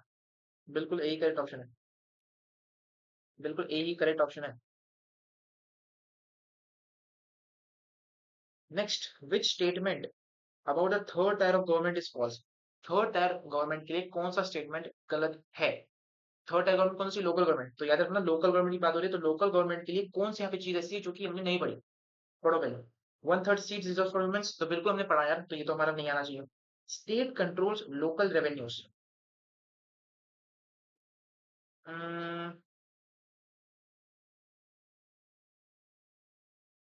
S C S T OBC reserve, ठीक है वो तो होता ही है, तो ये भी ऑप्शन नहीं होगा। State election commission conduct polls, which statement about the third tier of democracy is false? कौन सा फॉल्स है भाई? पहला तो ट्रू है, तो इस रीजन से नहीं आएगा। ये भी ट्रू है, ये भी ट्रू है, तो बचा कौन सा? State controls local revenues, revenues को कंट्रोल नहीं करता है। ठीक है, रेवेन्यूज को कंट्रोल नहीं करता है, पैसे देता है भाई साहब, लेकिन लोग गवर्नमेंट जो है यहाँ पे रेवेन्यूज को कंट्रोल नहीं करता, तो बी तुम्हारा करेक्ट ऑप्शन होना चाहिए। बिल्कुल B is the correct option. आ जाओ आगे, जल्दी जल्दी खत्म करिए फटाफट फटाफट से, है ना, ताकि लेक्चर थोड़ा छोटा बने, है ना, और तुम देख भी पाओ यार, है ना, फटाक से, ज्यादा लंबा नहीं करना हम लोग। To prevent absolute power in democracy, which measures is most effective? Democracy में बहुत अगर पावर यहाँ पे शेयर करनी है, तो क्या सबसे ज्यादा इफेक्टिव फॉर्म है? इफेक्टिव फॉर्म कौन सा होती है? पावर्स को इक्वली शेयर करो, सारी गवर्नमेंट्स को इक्वली पावर दो, ईच लेवल पे इक्वली पावर दो। ठीक है, central government has all the power, नहीं भाई साहब, ये तो यूनिटी सिस्टम हो गया, ये नहीं हुआ, इसमें नहीं होना। Power divided between central and state, सिर्फ सेंट्रल एंड स्टेट में पावर नहीं डिवाइड करनी है। थर्ड टायर ऑफ गवर्नमेंट भी तो है डेमोक्रेसी के लिए। पावर सेपरेटेड अमंग ब्रांचेस, ये हो सकता है। Power shared among national, regional and local levels, ठीक है, ये भी हो सकता है, ये भी हो सकता है, ये भी हो सकता है, तुम सही सोच रहे हो, लेकिन क्वेश्चन यहाँ पे तुम्हें कंफ्यूज कर रहा है। क्वेश्चन अच्छे से पढ़ो। तो prevent absolute power in democracy, मतलब सिर्फ पावर शेयर नहीं हो रही है यहाँ पे डेमोक्रेसी के अंदर, पावर को शेयर करने के लिए नहीं बात करी जा रही है यहाँ पे। हाँ, जो एब्सोल्यूट पावर अगर यहाँ पे डेमोक्रेसी में शेयर होगी, तो उसको प्रिवेंट, उसको मेजर, इफेक्टिव क्या सबसे ज्यादा, सबसे ज्यादा इफेक्टिव मेजर्स क्या है जिससे हम लोग एब्सोल्यूट पावर जो है शेयर करने से रोक सकते हैं? देखो, पावर इसमें शेयर हो रही है ना, पावर यहाँ पे है, तुम लोग नेशनल, रीजनल, लोकल पे शेयर कर सकते हो डेमोक्रेसी के लिए, है ना, लेकिन ज्यादा पावर शेयर नहीं होनी चाहिए, और उससे तुम प्रिवेंट कैसे कर सकते हो? उसका आंसर बताओ। क्वेश्चन ने कंफ्यूज करा तुमको, तो इसका ऑप्शन जो है ये थर्ड होना चाहिए। ठीक है, सीबीएसई सैंपल क्वेश्चन पेपर में पूछा गया सवाल था ये। ठीक है, थोड़ा सा ट्रिकी है। Third is the correct option. इसका answer number 3 is the correct. देखो, ठीक है, देखो, third option is the correct option, जैसे मैंने तुमको कहा। Next question, next question, next question, next question क्या कहता है, देखो। Power is shared between central, state and local level of government. What is this system called? अरे भाई साहब, अरे इतना इजी क्वेश्चन। लो भाई, मैं आंखें बंद करके पूछ सकता हूँ। हमने चैप्टर के सबसे स्टार्ट में यही देखा ना भाई, कि जब तीन लेवल ऑफ गवर्नमेंट में पावर शेयर हो रही है, अलग डिफरेंट टायर्स ऑफ गवर्नमेंट में पावर शेयर हो रही है, तो हम लोग उसको फेडरलिज्म कहते हैं भाई, चैप्टर का नाम ही है वो। ठीक है। लेकिन लेकिन मजे की बात ये है कि ये सवाल शॉर्ट आंसर के लिए 2023 में सीबीएसई ने पूछा है। तो तुम सोच सकते हो कि कितना इजी सवाल सीबीएसई पूछ रही है। मतलब तुम्हारे पेपर इजी आएगा भाई, टेंशन लेना है। Wait wait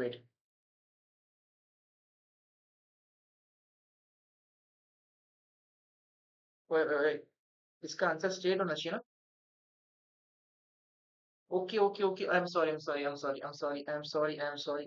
I give up, I give up, I give up. अरे रे, बेइज्जती हो गई यहाँ पे। डिसेंट्रलाइजेशन इस रीजन होना चाहिए बिकॉज तीन लेवल ऑफ गवर्नमेंट है, central, state and local.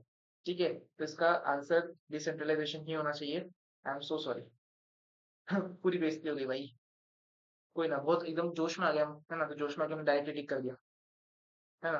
The subject of defence falls under which state of Indian constitution. भाई साहब, इसमें तो मैं पूरा पूरा कॉन्फिडेंट हूँ, है ना, यही तो गलत ही नहीं होगा मेरा। बिल्कुल गलत नहीं होगा, लो कॉन्फिडेंट है, यूनियन लिस्ट है भाई। लगा दो, चैलेंज लगा दो भाई, लो लगा दो, यूनियन लिस्ट है, लो। अच्छा, ये भी इजी क्वेश्चन है। Policy subject which part.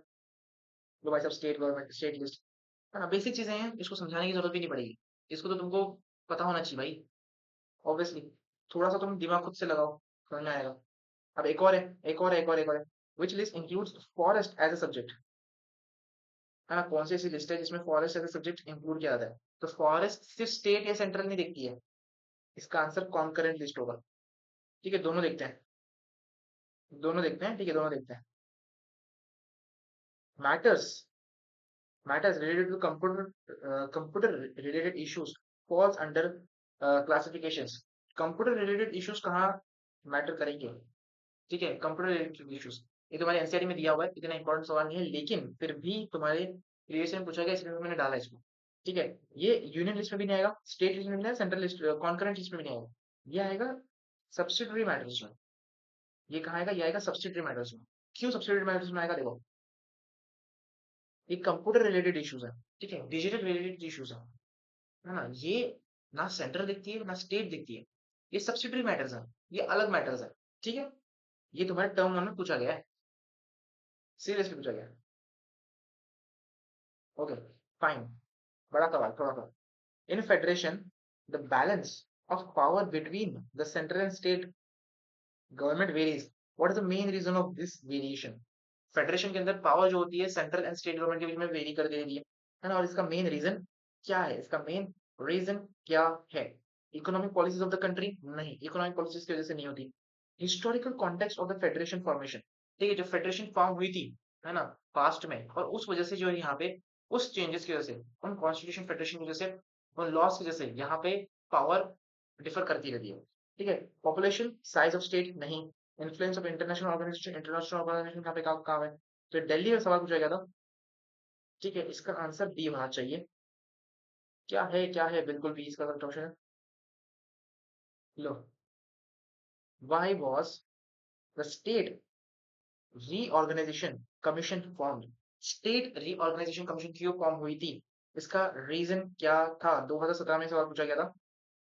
ठीक है, 2017 में सवाल पूछा गया था कि स्टेट रीऑर्गेनाइजेशन कमीशन क्यों फॉर्म हुई थी, क्यों फॉर्म हुई थी। ठीक है, why was the state organisation forms based on the population की वजह से फॉर्म हुई थी? नहीं, ये लैंग्वेज की वजह से फॉर्म हुई थी। ठीक है, रीऑर्गेनाइजेशन जो है, कमीशन जो फॉर्म हुई थी स्टेट में, वो लैंग्वेज की वजह से फॉर्म हुई थी। इसमें लॉन्ग आंसर नहीं आएगा, ये ऑब्जेक्टिव ही पूछा जा सकता है। अभी one answer question, short answer question. तो इसका करेक्ट ऑप्शन जो है बेस्ड ऑन द लैंग्वेज होना चाहिए। बिल्कुल, ये बेस्ड ऑन द लैंग्वेज यहाँ पे होना चाहिए। ठीक है, बिल्कुल करेक्ट ऑप्शन है, बिल्कुल करेक्ट ऑप्शन है। Which is the highest institution of Panchayati Raj in India? Panchayati Raj में हाईएस्ट इंस्टीट्यूशन कौन सा है? पंचायत, ग्राम पंचायत सब फॉर्म करते हैं, पंचायत समिति बनाते हैं, है ना, उसको मंडल भी कहते हैं हम लोग, उसको हम लोग ब्लॉक भी कहते हैं, है ना, मंडल ब्लॉक पंचायत समिति सारी बना करके जिला परिषद बनाते हैं। जिला परिषद, हाँ जी, सही ऑप्शन क्या है? जिला परिषद, बिल्कुल, जिला परिषद इज द करेक्ट ऑप्शन। 2016 में ये क्वेश्चन पूछा गया था। Zila Parishad. What is decentralisation? ठीक है, डिसेंट्रलाइजेशन का मतलब क्या होता है? ठीक है, हमने सेंट्रलाइजेशन, सॉरी, हमने इसमें देखा था फेडरलिज्म में कि पावर जो है तीनों लेवल ऑफ गवर्नमेंट में शेयर हो रही है। डिसेंट्रलाइजेशन का मतलब ये था कि मतलब पावर जो है ना वो लोअर लेवल्स को दी जा रही है। ठीक है, जो लोअर टायर्स ऑफ गवर्नमेंट्स है, ये लोकल लेवल्स है, ये लोअर लेवल्स है, वहां पे पावर शेयर करी जा रही है, उसको हम लोग कहते हैं डिसेंट्रलाइजेशन। तो इसका आंसर क्या होना चाहिए? पावर टू हायर लेवल्स नहीं, पावर टू लोअर लेवल्स। ठीक है, लोअर लेवल्स में पावर शेयर करना। ठीक है, ये 3 साल पूछा गया है लगातार भाई साहब। देखो 2014, 15 एंड 16 मोस्ट इंपॉर्टेंट उस टाइम में था। ठीक है, उसके बाद 2017 से सवाल नहीं पूछा गया, लेकिन 2014, 15, 16 तीनों साल रिपीट हुआ है। इस रीजन से कहते हैं कि मतलब प्रीवियस ईयर क्वेश्चन कितने ज्यादा इंपॉर्टेंट है। समझ आया? ओके, आगे बढ़ते हैं। One step taken in Belgium for regional issues. कौन सा स्टेप था जो बेल्जियम ने लिया, है ना, अपने इश्यूज को क्रिएट करने के, रिजॉल्व करने के? Power to French speakers? नहीं, सब पावर नहीं शेयर करेंगे। इक्वल रिप्रेजेंटेशन दी गई, बिल्कुल इक्वल रिप्रेजेंटेशन दी गई थी। ठीक है, तो तुम्हारा करेक्ट ऑप्शन बी होना चाहिए। बिल्कुल, फिर से बी। ठीक है, बी भी लगातार बी भी करेक्ट ऑप्शन है। Who presides over the municipal corporation? Municipal corporation का ओनर कौन होता है, मतलब जो रिप्रेजेंट करता है म्युनिसिपल कॉर्पोरेशन को, वो कौन करता है? हमने ये देखा था कि म्युनिसिपैलिटीज एंड म्युनिसिपल कॉर्पोरेशन दोनों अलग अलग चीजें हैं भाई साहब। म्युनिसिपल कॉर्पोरेशन को मेयर मेयर मेयर रिप्रेजेंट करता है, एंड म्युनिसिपैलिटीज को म्युनिसिपल चेयरपर्सन रिप्रेजेंट करता है। तो इसका आंसर मेयर होना चाहिए। ठीक है, म्युनिसिपल कॉर्पोरेशन नहीं, मेयर होना चाहिए। सीबीएसई 2014 का क्वेश्चन था ये, है ना, interesting question, interesting, easy question. Who legislate as residuary subjects in India? Residuary subjects in India. कौन यहाँ पे legislate कर रहा है residuary subjects to in India? Obvious सी बात है भाई साहब, सेंट्रल गवर्नमेंट, यूनियन गवर्नमेंट, हमारी यूनियन गवर्नमेंट। ठीक है, यूनियन गवर्नमेंट, बिल्कुल। What is an कॉनकरेंट list? अरे बहुत इजी इजी क्वेश्चन है यार, तो सारे प्रीवियस ईयर है, और इतने इजी क्वेश्चन है। कॉनकरेंट लिस्ट क्या होती है?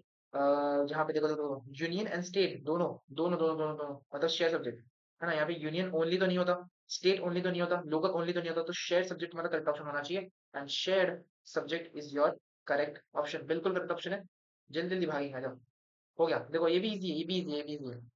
मेयर कौन होता है? मेयर कौन होता है? Who is a mayor? Who is a mayor? Head of municipalities, कोई हेड ऑफ म्युनिसिपैलिटीज, बिल्कुल हेड ऑफ म्युनिसिपैलिटीज, लेकिन यहाँ पे म्युनिसिपैलिटीज नहीं आनी चाहिए। एक छोटी सी मिस्टेक हमारी साइड से हो चुकी है, यहाँ म्युनिसिपैलिटी नहीं आनी चाहिए थी, म्युनिसिपल कॉर्पोरेशन आना चाहिए था। अरे इस वाली मिस्टेक हो गई, बट म्युनिसिपल कॉर्पोरेशन, भावना को समझो, म्युनिसिपल कॉर्पोरेशन आना चाहिए। म्युनिसिपल कॉर्पोरेशन का हेड होता है मेयर, म्युनिसिपैलिटीज का हेड होता है म्युनिसिपल चेयरपर्सन, राइट। तो इसका आंसर क्या है? इसका करेक्ट ऑप्शन होना चाहिए B. B is the correct option, बिल्कुल बिल्कुल, बिल्कुल बिल्कुल।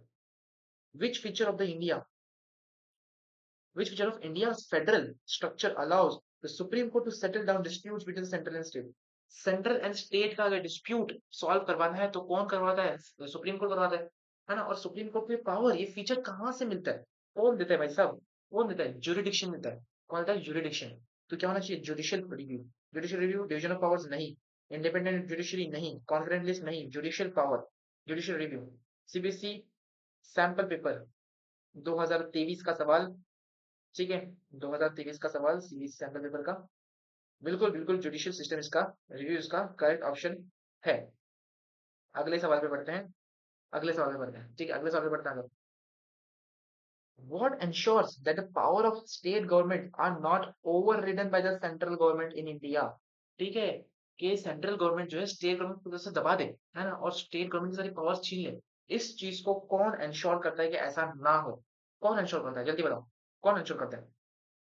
ठीक है, what as the power of state governments are not overridden by the state, central government, state government की पावर्स को, मतलब कि अगर स्टेट गवर्नमेंट, सेंट्रल गवर्नमेंट कुछ इनिशिएटिव ला रही है तो उसके अगेंस्ट सेंट्रल स्टेट गवर्नमेंट बोल सकता है। क्या क्या चीज करती है? स्पेशल स्टेटस नहीं, स्पेशल स्टेटस तो नहीं, है ना? ये तो पावर डिवीजन नहीं करी ना, जो स्पेशली स्टेटस दे रही है सेंट्रल गवर्नमेंट को, एक बना रही है, समझ रहे हो?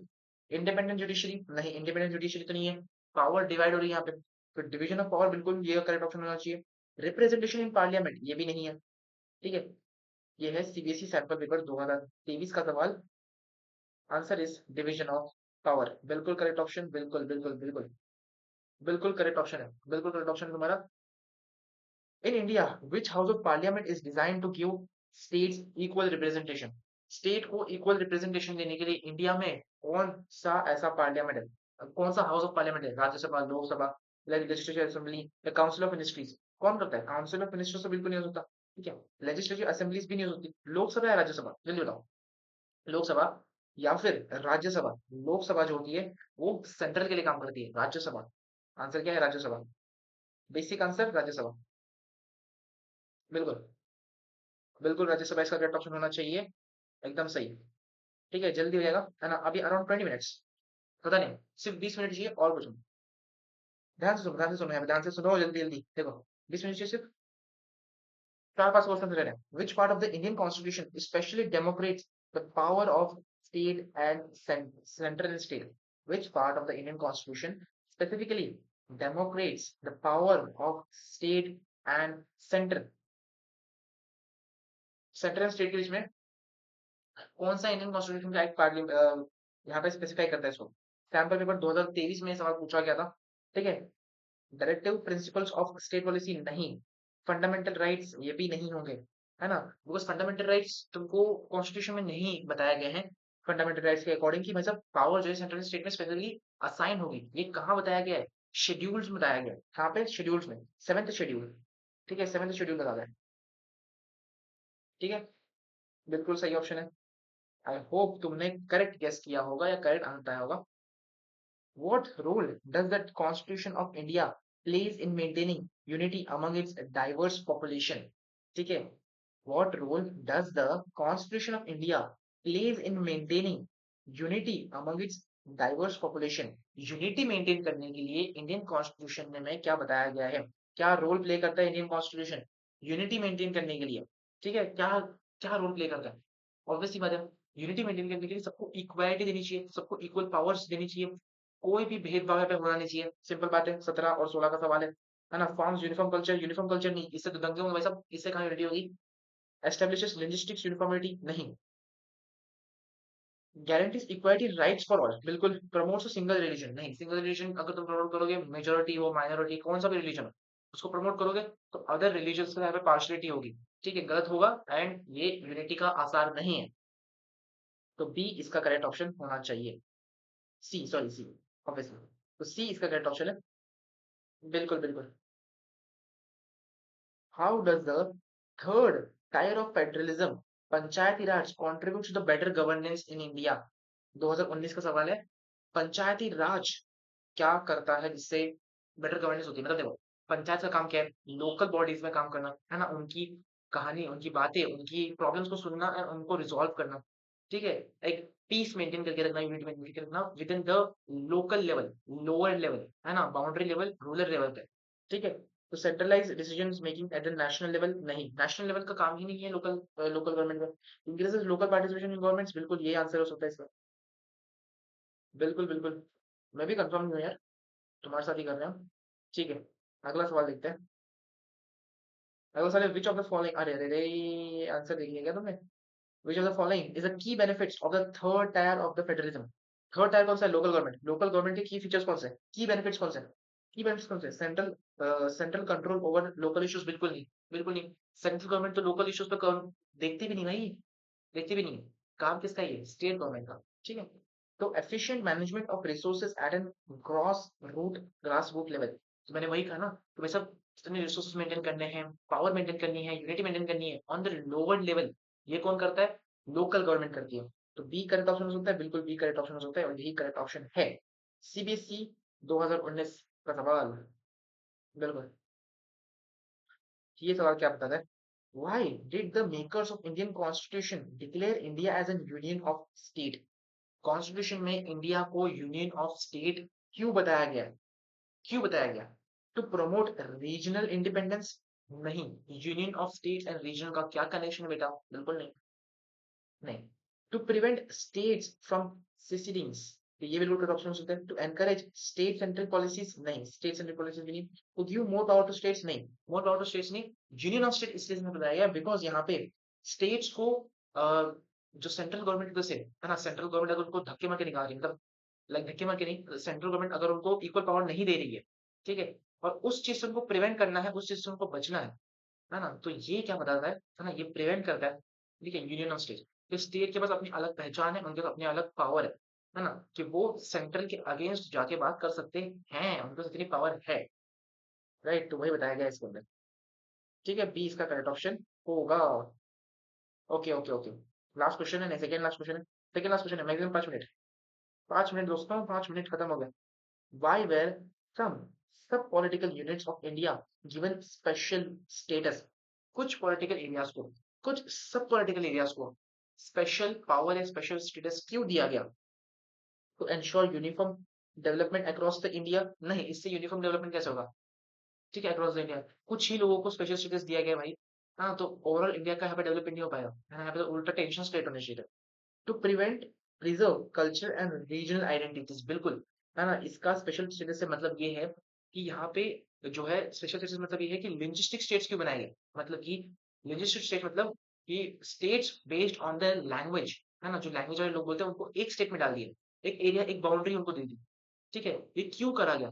ताकि यहाँ पे कल्चर जो है प्रिजर्व रह सके उनका, है ना, बिकॉज हर लैंग्वेज का बोलने वाला होगा, हर रिलीजन वाला होगा अपना अलग कल्चर होता है ना, उनका अलग कल्चर होता है, तो उसको प्रिजर्व कर सके और रीजनल आइडेंटिटीज मेंटेन कर सके। To eliminate regional differences? नहीं। To centralise powers in national level, national government? नहीं। इसका ऑप्शन बी होना चाहिए भाई साहब, बिल्कुल बिल्कुल, बी होना चाहिए। Which of the which of the following is a key feature of federalism in India? कौन सा फीचर है फेडरलिज्म का? इसको तो हम पढ़ेंगे तो सुना आएगा। Centralisation of powers in the union government? नहीं, सिर्फ यूनियन गवर्नमेंट के पास पावर नहीं, टू टायर्स है भाई साहब, स्टेट के पास भी पावर होनी चाहिए। Division of power between central and state government? बिल्कुल यही करेक्ट ऑप्शन है भाई, इसके आगे जाने की जरूरत नहीं है। यही पहला फीचर था तुम्हारा, सबसे पहला फीचर तुम्हारा यही था। और मैं तुमको कहा था कि भाई साहब 5 मिनट में खत्म हो जाएगा भाई, और कर दिया है भाई, कर दिया है। मैक्सिमम 1 घंटा 30 मिनट्स, 30 मिनट्स भी नहीं भाई, 1 आवर 15 मिनट्स, मैं तो कहता हूँ 1 आवर 15 मिनट्स हमको गए। ठीक है, 1 आवर 15 मिनट्स, तो इसका मतलब है कितना, 75 मिनट्स, 75 मिनट्स के अंदर हमने पूरा चैप्टर एकदम ए टू जेड खत्म कर दिया विद डिटेल, है ना, ए से लेकर के जेड तक, ए से लेकर के जेड तक हमने पूरे चैप्टर को एकदम डिटेल में कवर करा है with the most important previous question last 5 5 साल के भी नहीं भाई साहब, 10 साल के सवाल है ना, 10 साल के सारे प्रीवियस क्वेश्चन हमने कर लिए हैं जो इस चैप्टर से पूछे गए थे, इंपॉर्टेंट है। ठीक है, उनको एमसीक्यू फॉर्मेट में कर लिया है हमने। इसी के साथ हमारा आज के दिन का डे 3 खत्म हो जाता है। ठीक है, आई होप तुम लोग को मजा आई होगी, है ना, और तुमने पूरे लेक्चर को एंड तक देखा होगा, और बिल्कुल अगर तुमने देखा होगा तो तुमको चीजें कंसेप्ट क्लियर हुए होंगे, I am sure, I am sure, है ना। अगर तुमने इसको पहले पढ़ रखा है चैप्टर को तो तुम्हारे और कॉन्सेप्ट शार्प हो गए होंगे, एंड क्वेश्चन भी तुमने प्रैक्टिस कर ली। और अगर तुमने पहले पढ़ भी नहीं रखा, पहली बार पढ़ रहे हो, तो भी तुम्हारा कंसेप्ट बहुत अच्छे से क्लियर होगा, आई एम श्योर भाई। ठीक है, ओके। तो अगर तुमने अब तक यहाँ तक लेक्चर देखा है, तो नीचे कमेंट सेक्शन में बस इतना लिख देना कि वैसे डे 3 कंप्लीट है, लिख देना डे 3 कंप्लीट। और आज हमने 30 क्वेश्चन करे, आज हमने 30 क्वेश्चन करे। तुम्हारा स्कोर क्या बना? हाँ, तुम्हारा स्कोर क्या बना वो बताना, तुम्हारे कितने सही सवाल आए, कितने गलत सवाल आए, बिल्कुल बताना, है ना। ठीक है, तब तक हम मिलते हैं आपसे किसी और नई वीडियो में, किसी और नई वीडियो में क्या, कल ही मिलेंगे सब डे 4 पे, है ना। डे 4 में हम लोग इसका सिविक्स का अगला चैप्टर यहाँ पे लेके आने वाले हैं, और उसको भी ताबड़तोड़ यहाँ पे डिटेल में कवर करेंगे विद इन मिनिमम टाइम से हम लोग कंप्लीट कर सकते हैं, लेकिन किसी चीज को मिस नहीं करेंगे। सभी चीजों को कवर करते हुए, पूरे चैप्टर को कवर करते हुए मिनिमम से मिनिमम टाइम में खत्म करने की कोशिश रहेगी। तुम्हें अगर इस चीज का ज्वाइन होना है तो बिल्कुल सब्सक्राइब कर सकते हो तुम लोग, है ना, बेल नोटिफिकेशन आइकन प्रेस कर दो। डिस्क्रिप्शन में तुम लोग को प्लेलिस्ट मिल जाएगी फेडरल सीरीज की, जितने लेक्चर्स अपलोड हो चुके हैं वो सारे के सारे तुमको उस प्लेलिस्ट के अंदर मिल जाएंगे एक सीक्वेंस में। तो उस प्लेलिस्ट को फॉलो करके पूरे सिविक्स एंड इकोनॉमिक्स को आराम से निपटा सकते हो। डेली 6 बजे लेक्चर आएगा, है ना। अब हम सीधे कल मिलेंगे डे 4 पे 6 बजे ठीक, प्रीमियम करते हुए। ठीक है, नेक्स्ट चैप्टर के साथ। आई होप तुमने लेक्चर देख लिया होगा। Thank you so much.